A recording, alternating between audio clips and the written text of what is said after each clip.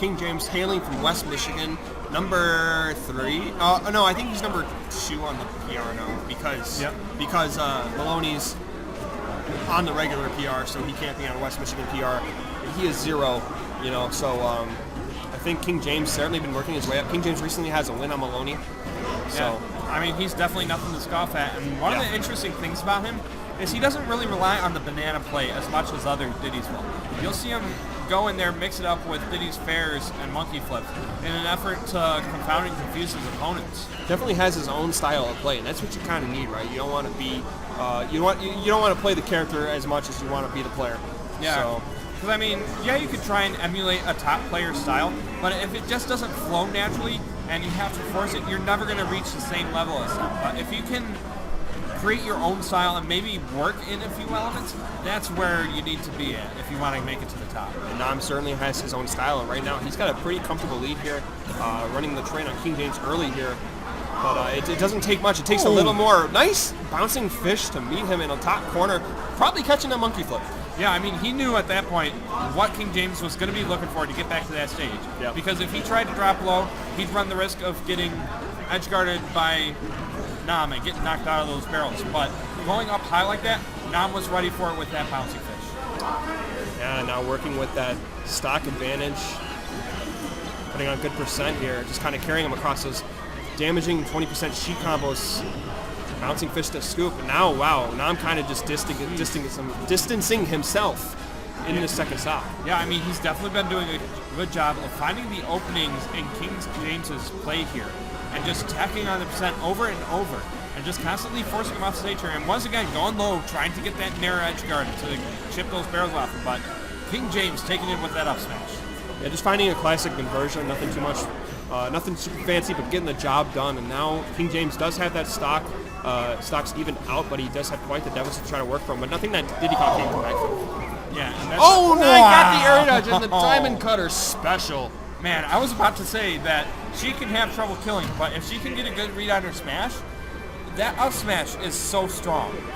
I mean, it fits the situation too, right? You're out by that much percent, you're pretty comfortable, you can take those risks, and Nam didn't miss. Yep. Oh no, we just saw. I was about to say. We just saw a one King DDD. Are we gonna see another? But I think he's gonna stick with the Diddy Kong. So going into game number 2 now, we are gonna go to Lilat. Yeah, I do like this pick for King James here because for characters that rely on being able to consistently space out their aerials, this stage can really screw that up because of the tilting. On top of that, with the tilt of the stage, it can also help King James get around those needles. Mm-hmm. Yeah, for sure. Those platforms as well give him kind of another alternative route to take, so definitely a stage he's going to be comfortable with. But Nam kind of made a statement in game 1, so we'll see what he can do here in game number 2. Yeah, but King James doing a good job of just keeping Nam at the ledge here, because if she can't play the neutral, she can't get the combos. Absolutely. I mean, these two are just so powerful in neutral. These are two of the best neutrals in the game. So consistent. So ledge play might be the deciding factor, and we're seeing King James kind of get the upper hand here early going, something that he didn't have in the last game. Yeah, and Nam definitely doing a good job of dancing around. That bouncing fish nearly going to take it because the blast zones definitely are a bit closer to this stage than other stages. Yeah, but not enough though, but great pressure otherwise. It's a pretty tight-knit game so far. All right, now you see King James banana in hand. Yeah, Nam's been doing a good job of just recognizing the patterns in King James's play and just being able to use his speed to dance around him and just constantly pressure him from all angles because we're seeing these constant cross-ups with these pairs, constantly making King James guess where he's going to be, but that up smash gonna steal off the first stock.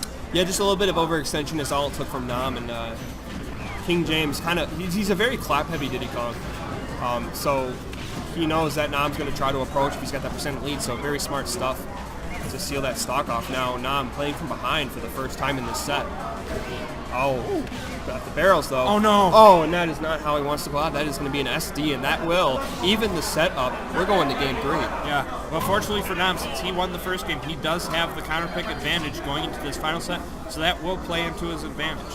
Yeah, absolutely, and obviously Lilat wasn't the most comforting pick for Nam to have to deal with, so that worked out, but now stage pick advantage, we'll see where he goes, whether we see Town and City, or we could see maybe Battlefield, but I think those are all very likely picks, to be honest. Yeah. So we're going to see where they're going to go to here. Yeah. Thinking Town and City or Smashville maybe, or maybe Dreamland. Yeah, he's thinking about it. I mean, there's a lot on the line right now. Yeah, Dreamland, that's a good pick. Honestly, that low ceiling, as low as Smashville, but a little more space to work with in those platforms. Yep, and Diddy Kong is definitely going to have to be careful as well with his recovery because of that pineapple effect on the bottom. Yeah, so maybe Nam trying to reverse the situation on him here. So pivotal game 3. Nam fighting for his tournament life as well as King James. King James, this would be a big win for him. Yeah, King James really putting on the pressure with these back airs and fairs on Nam's shield. Not really giving him much room to breathe. All right, that monkey flip hitbox coming out and put him on, but 40%, dead even game so far. Yeah, King James managing to force him back off stage here. Yeah, you never want to have machine gunning fairs. That can be a bad situation. We saw Zenoto do it earlier, and King James really just going to town with monkey flips and fairs right now. Oh, this could be bad. Yeah, now I'm kind of caught in no man's land. But Sheik with so much good pressure options, able to fight his way back, getting the bouncing fish, not enough to take it though. Great DI.